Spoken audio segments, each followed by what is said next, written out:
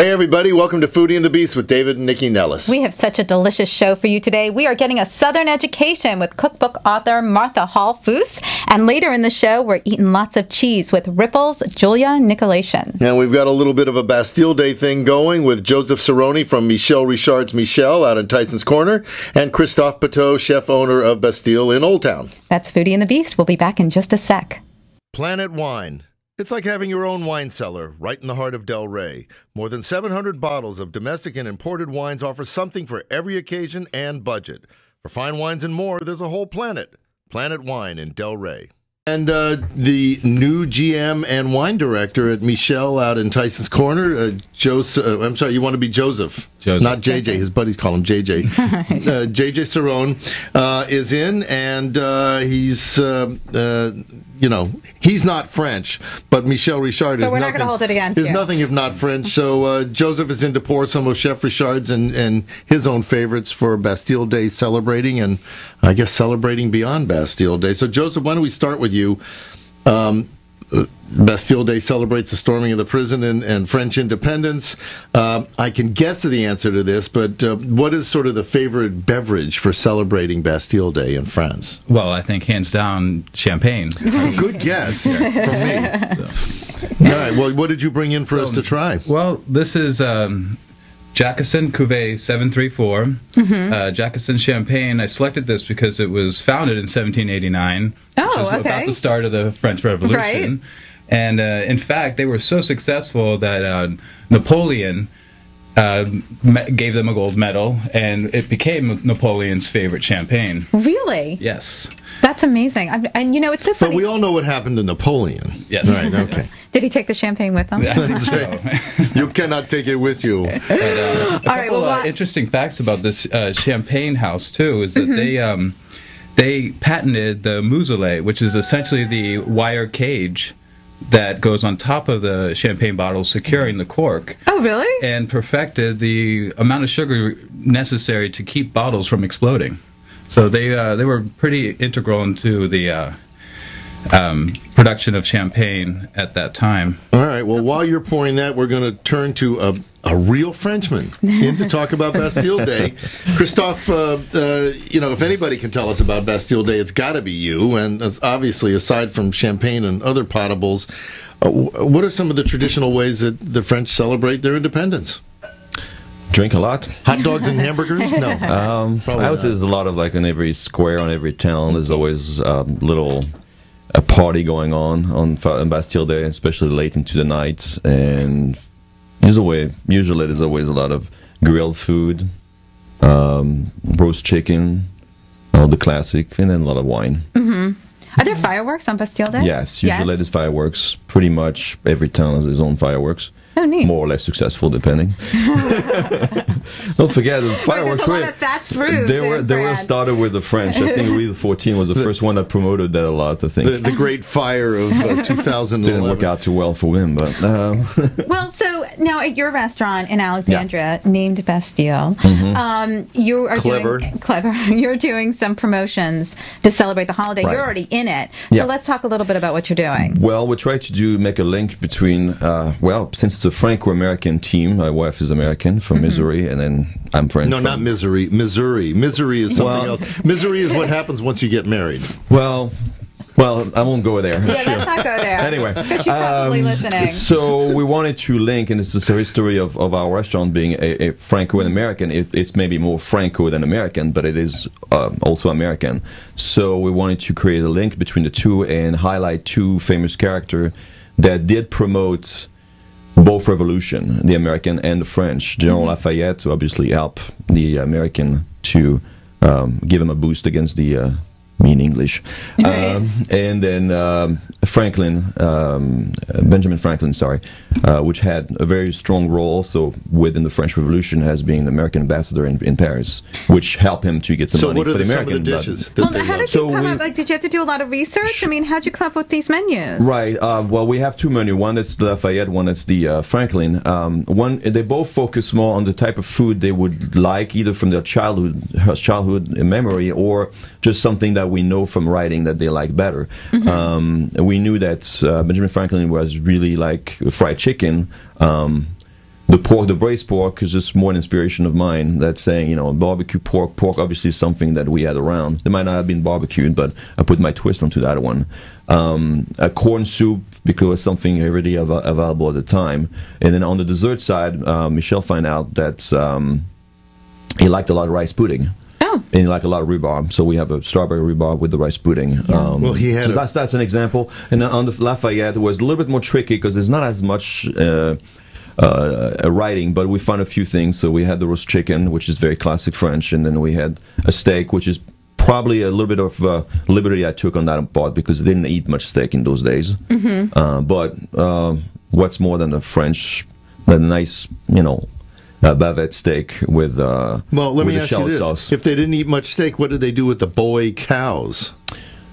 Well, it was on those days meats were more braised than roasted. I gotcha. Only very few, especially the kings or people like really wealthy, could afford to get the prime cuts. And there was a problem of logistic to get the meat fresh to be good to They didn't have roast. refrigeration. Yeah.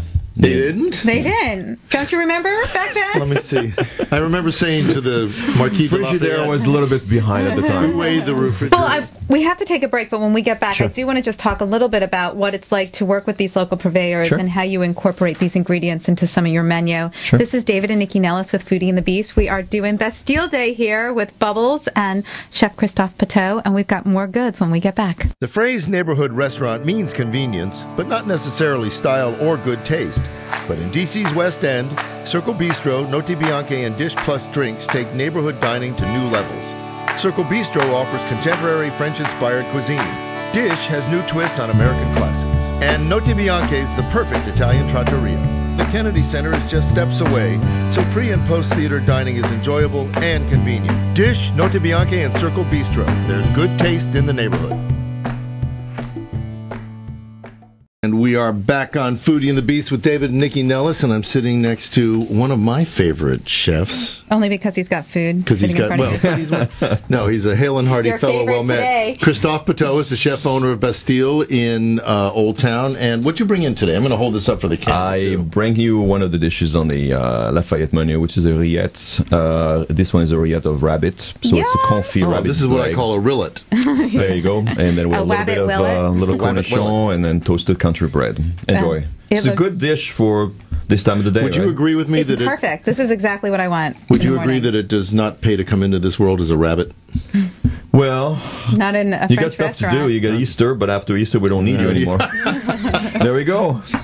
All right. So let's just talk quickly. We only have a little bit of time left. But you offer a lot of price fixed menus at your restaurant. Yes. And David and I were kind of talking about it last night because there is a nice a la carte menu as well. What is the benefit, do you think, for you as a chef to offer the price fixed menus, and what does it do for the customer who comes in?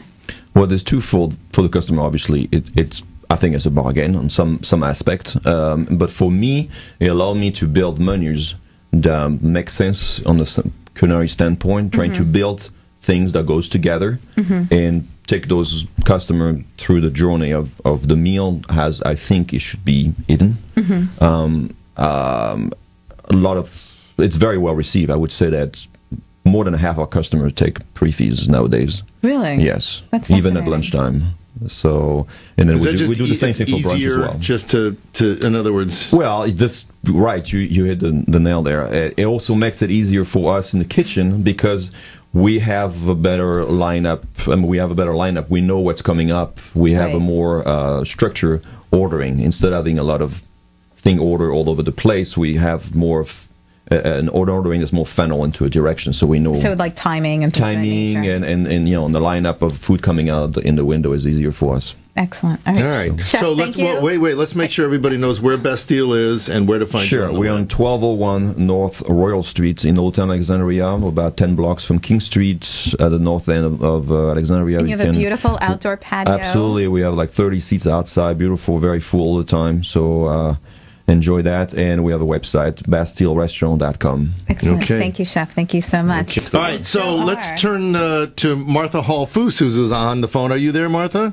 I'm here. Hi. Welcome to Foodie and the Beast, all the way from Mississippi. When you launched your first cookbook, which was Screen Doors and Sweet Tea, it was an immediate big hit, and you won the James Beard Award. And it took the reader on a very intimate journey into your life and into your kitchen and the evolution of Southern foodways.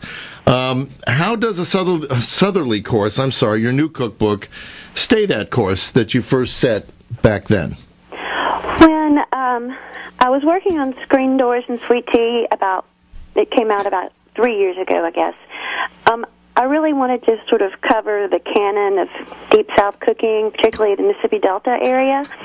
So in that one, there's a lot of traditional recipes for, fried chicken and sweet potato biscuits and catfish and hush puppies. And so with the second book, instead of really covering such a broader area of the South, I really wanted to kind of look closer to home for inspiration and write a little bit more about the people and places that I really hold dear about the Mississippi Delta. There's a lot of Southern culture and a lot of anecdotes mixed back into in the cookbook. And I have to ask, because you're speaking at the Oxford Public Library later today, do you know Lisa Howarth and the Square Bookstore? I do. That's actually where I got my first cooking job. Oh. All right. Well, then I want to ask you a favor, because Lisa Howarth used to be Lisa Johnston from Bethesda, Maryland, and she was my girlfriend in high school. Oh. And I haven't seen her in 40 years. Tell her I look exactly the same, by the way. I can assure you that she probably looks exactly the same. She was hot stuff. Scorching hot. If you would tell her that David and Nikki Nellis said hello. Well, she doesn't know me. I wasn't born yet when they were dating. She knows of you. I ran into her mother, so she knows you exist. But if you would do that, that would be much appreciated. I certainly can. All right. Well, let's get back to something important. Your book. That is important. No, that's my life. So I read cookbooks like novels, and I just thought your book was fascinating with all your stories and the history that you imparted in it. Tell us about some of the recipes that you put in this book. I mean, are these recipes that you grew up with, or are they things that you reached out to friends and family for? How did you sort of cull the recipes together? When you're working on a cookbook, it's harder to figure out what recipes to leave out than it is to decide which recipes to put in. Mm-hmm. So some of the recipes are fun and easy for sort of the novice cook. Mm-hmm. So there's a great recipe for a no-cook fudge that's super delicious, and that was a old family recipe that had come from my great aunt. And other recipes, I wanted to take kind of a modern, easier spin on things. I'm a kind of a kitchen realist now. I used to be a food snob, but now I have an 8-year-old, and I'm completely over myself. That'll do it. We have 5 kids, so I can totally relate. I completely understand. So some of the recipes are maybe really inspired by some of those deep, long cooking traditional ways of Southern cooking. There's a great sweet pickle braised pork shoulder. Mm-hmm. That's one of those great things that you can put it on in the morning and get the rest of your day done, and then you have this delicious pull-apart, vinegary, barbecue-y pork shoulder to have for dinner. And then there's kind of a traditional Southern blackberry jam cake with the cream cheese and caramel icing that's really delicious. It looked really delicious. I haven't had a chance to dig into that one yet, but and some things that I think people might not right off the bat peg as being Southern, but I think they're Southern because I make them in my kitchen, and we're using some traditional Southern ingredients. So there's a wonton soup that has collard greens in it, and a soybean salad that's made with edamame and cayenne pepper and sesame oil. So there's some flavors that I think are maybe new takes in the South, but at the same time really, I think, embrace what cooking in the South is like today. We're not overwhelmed with nostalgia as much as people think we are. All right, so we noted among all the other things about you that are cool that the New York Times bestseller book The Help will be a movie this fall, and you were the food stylist on the film. You got any insights for us? Any good insider nitty-gritty? I was one of them. It was really a community effort. I did not make the infamous pie. That was made by Leanne Fleming, who writes a column in our local Greenwood newspaper. Mm-hmm. And a great woman, Mary Hoover, who runs a little convenience store laundromat, did some of the cooking, and Deborah Shaw, who has worked at the Golden Age nursing home here for like 15 years, did some of the food, and I cooked. And we had retired cotton brokers making pralines. We had people all over town cooking, so it was definitely a community effort. Well, listen, congratulations on that. I want to make sure everybody knows where and how to find a southerly course. And are you coming to D.C. at any point in time?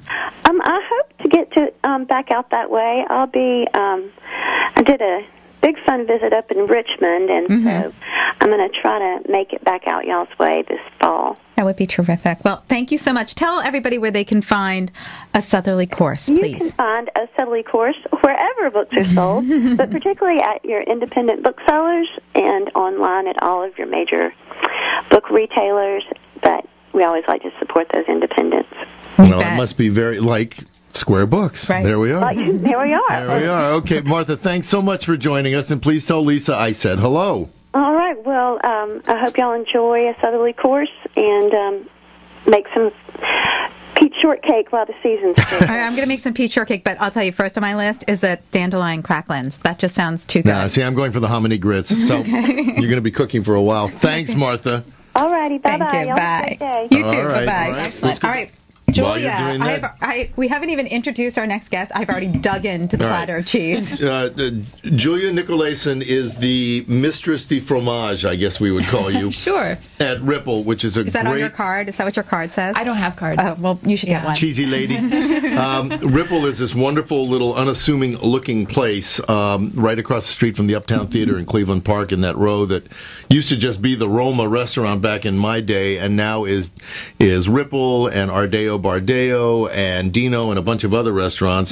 And, you know, we went in there probably 4 or 5 months ago, we were sort of there, and we had this mind-blowing that's not what happened. What happened? I said, I really want to go to Ripple. I'm hearing a lot about it. Let's go check it out. She lies. It was my idea. But anyways, it's terrible that she takes those liberties with my memories. But anyways, it was a terrific meal, and we found a great wine list, and we found great cheeses, too. So there you are. When you put together a cheese program for a small restaurant like that, what's your goal? What are you looking to accomplish? I think what's really important is being able to have something for everyone.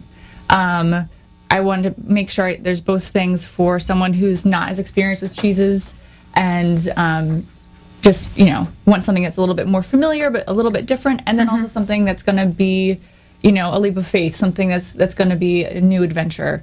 And so it's sort of finding a balance because we both have moms coming in with their toddlers. And I was going to say, it's a very residential area, so you're getting a little bit, you probably get a little from people out in suburbia, but predominantly I would assume that a lot of your clientele is right from your neighborhood. We do, yeah. And we also, being near the zoo, we get a lot of tourists as well. It's a real hodgepodge. And then we also have a really healthy group of regulars, and so I also have to keep it interesting so that they keep coming back and trying new things. Well, as you were putting together your cheese program, before I ask my question, I have to know what we're eating. What is this? This, what you've been snacking on, is an aged Gouda.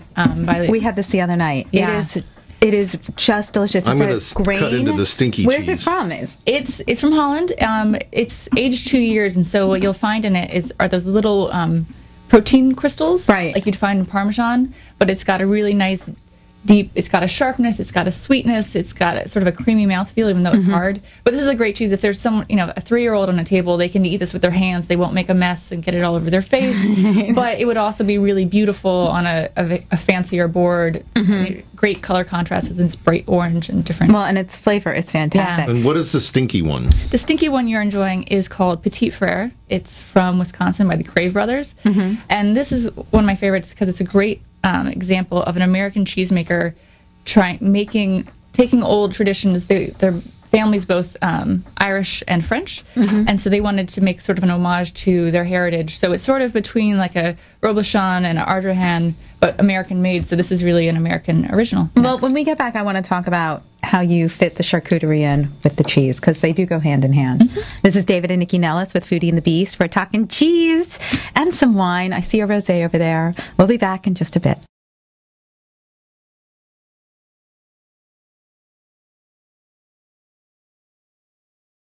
Planet Wine in Delray is more than just 700 great wines. There's also a stellar selection of craft beers picked by Greg Engert, one of Food & Wine's favorite beer experts, and artisan charcuterie from Red Apron. For fine wines, beers, and more, there's a whole planet. Planet Wine in Delray. We're back on Foodie the Beast with David and Nikki Nellis. And before we get back to... Is that a ghost reference? Yes. Okay. I don't know. I just want to quickly thank the folks that make the show possible. First, our friends at Georgetown Bakery who make awesome bagels that everybody snarfs down before the show starts. It would be good with the cheese. It would be good with the cheese. Folks at Neighborhood Restaurant Group, particularly at Planet Wine, a great wine store out in Delray. The folks at Founding Farmers down on Pennsylvania Avenue, and Farmers and Fishers on the Georgetown Harbor, which is coming back from that flood, and they'll be open shortly. Great restaurants, Notte Bianchi Dish and Circle Bistro, all owned by Modus Hospitality, and Charles Schwartz and Son Fine Jewelers, and our friends at Bethesda, if I can say it, Bethesda Central Farm Market. So thanks to all of you folks for supporting the show. So Julia, let's come back to you. So you guys have, Ripple has an incredible wine program. Your sommelier, Maurice Cherry, did I say right? How do you work with him as far as the wine, the cheese and wine pairings? Do you work together? Like, that must be fun. It is fun. I absolutely love working with Mo, and I'm really lucky. You know, my station is the first thing you see when you walk into the restaurant. I'm standing right there up the front, which means I'm also right next to the bar. So. So you have the best place in the house. I have the best place in the house. People hitting on you while you're trying to do the cheese? They're like, Ripple. Cheese? So what's really great is being able to work side by side with a sommelier who also, you know, he's also gone to culinary school, and to be able to really talk things out. So, you know, I have some thoughts of my own. You know, usually when I'm pairing things, I just like to think about what I would like to be eating or drinking. Right. But it's also great to be able to turn to Mo and get a little more. So when people come in and they see the name Ripple, do they expect that cheap wine that... There are a lot of jokes about that. People also think it's from a Grateful Dead song. Oh. It seems, though, that as Ripple, I believe, was stopped being produced sometime in the 70s, there is a bit of a generational gap. The old guy. Thank you. I'm sorry. Thanks for looking at me when you said that. Okay, we're done with you. But it's meant to be a joke because we don't take ourselves seriously. No. And neither does David. Why should I bother? We're all good. All right, let's make sure everybody knows where Ripple is. Hit us with the address. It's 3417 It's across from the Uptown. That's it's by where the Uptown. It's where the Roma used to be. All right, and listen, thanks for joining us. Oh, it's the exact space where the Roma used to be? Yeah. Oh, I didn't realize the other that. part is what Firehook is now. Right. My sister got her first kiss from Bobby Bellino at the Roma in 1960, and that's how old he is. My father was very upset, but he was always upset, so it doesn't matter. Thanks for joining us. Thank you for joining us today. All right, I want to thank our guests: Martha Hall Foos, Christophe Pateau, Julia Nicolason, and did he say it right? I did. Nicolason. And okay. Joseph Cerrone. I said that right too, didn't I? Cerrone. Cerrone. But I thought you said it's Cerrone, but you said people had shortened it to Cerrone, too? No? No. No. You heard what you wanted to hear, but it's Cerrone, though, in Italiano. Never mind. And I was saying, I'm sorry. I'm sorry, Joseph. I beg your pardon. And Nicey Nellis. And next week, we got a good show coming up. Yes, we do. We have a great show. We have Freddy's Lobster Shack coming in. It's like New Restaurant Week. Yes, it is like New Restaurant Week. Freddy's Lobster Shack is brand new. They're coming in with lobster rolls. Yeah. And the people from Salt and Pepper, another new restaurant on MacArthur Boulevard, are coming in. And Fiorella, a little Italian. They just opened up in National Harbor, so they'll all be in. And Derek Brown's coming in, yeah? Derek Brown is coming in. He's singing the praises of the Ricky. All right, so we will see you next week. Everybody have a delicious week. Bye.